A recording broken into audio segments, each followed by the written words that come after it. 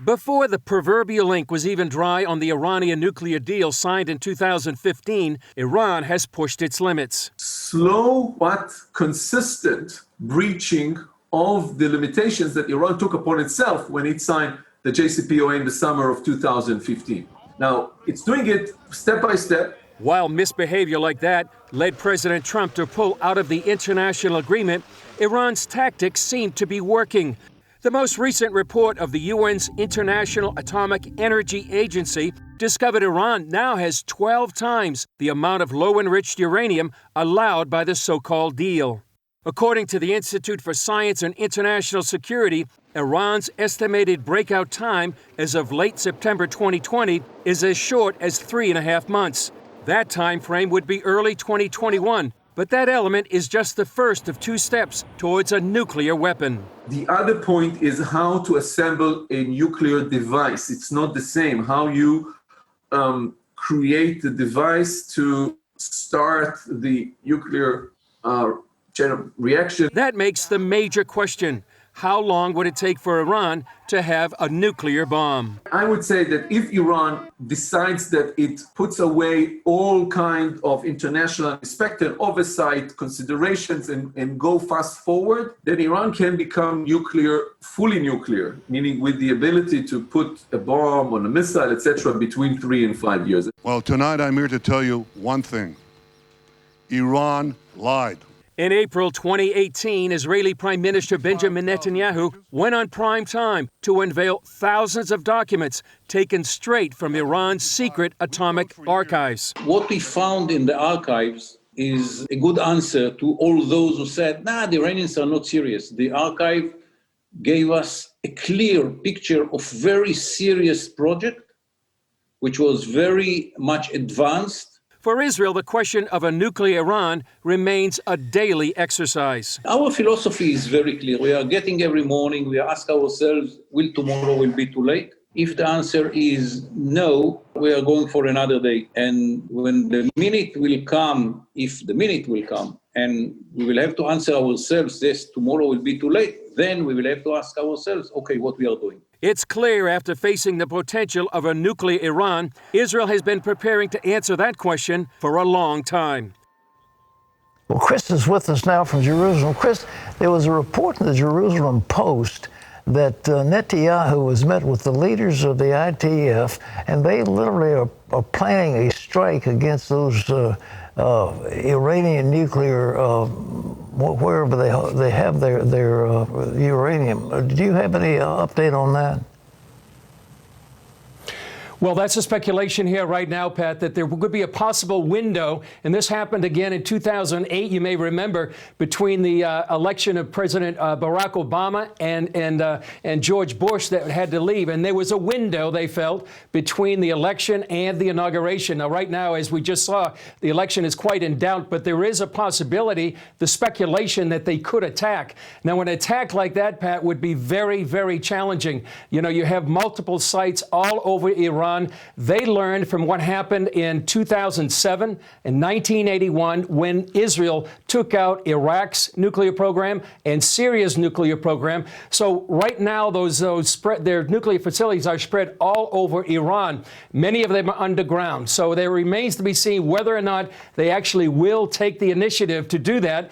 We know, Pat, from information that in 2012, then Israeli Prime Minister Netanyahu wanted to attack, but his cabinet wouldn't let him. But we see from those archives that were discovered by the Mossad back in 2018 that they had really progressed substantially on a nuclear program, not just enriching uranium, but also trying to develop a nuclear warhead.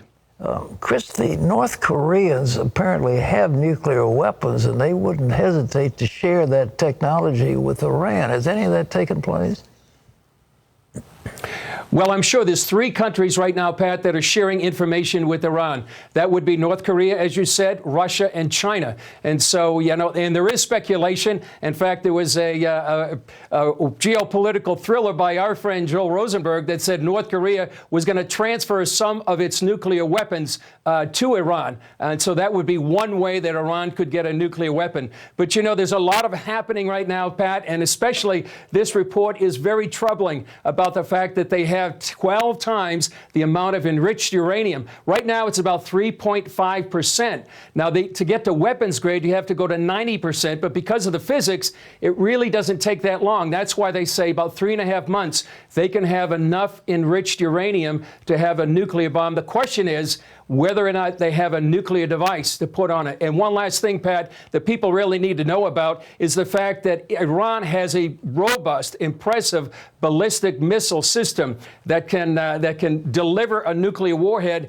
And now they're very precise, and now they have what they call a missile train, where they can fire multiple ballistic missiles at one time. And even Israel, with probably the world's best anti-missile system, may not be able to hit all those incoming missiles. Chris, you know, I'm a believer in the Bible prophecy, and in Ezekiel, there's discussion of a Gog and Magog, which would be Turkey, joining with Persia, which of course is Iran, to move against Israel. And he doesn't say anything about nuclear, it just says a huge force. But what do you think? I mean, is a possibility during this interregnum, if I can use that term, in the United States, that Erdogan, who thinks himself the new caliphate, he may join with Iran to move against Israel? It's a possibility, Pat, whether or not it would have in this interregnum, as you said. But we have a story coming up on Thursday, you'll be glad to know, about Turkey. And we have an expert saying that Turkey and Iran are really on the same page. They are different in their Islam. One is Sunni, the other is Shiite. But really, they both have the same ambitions. And one of those ambitions is to come and take over Jerusalem and destroy the Jewish state. So there is a coordination, a collaboration between, at least in their ideologies. And very well, because of what Ezekiel said, we could see that kind of alliance, coming to fruition in the near future. So you've got that story on Thursday. So more about what Erdogan is saying. He is a nasty thug, in my opinion. He's a terrible dictator. And you've got a story about that coming up for us, right?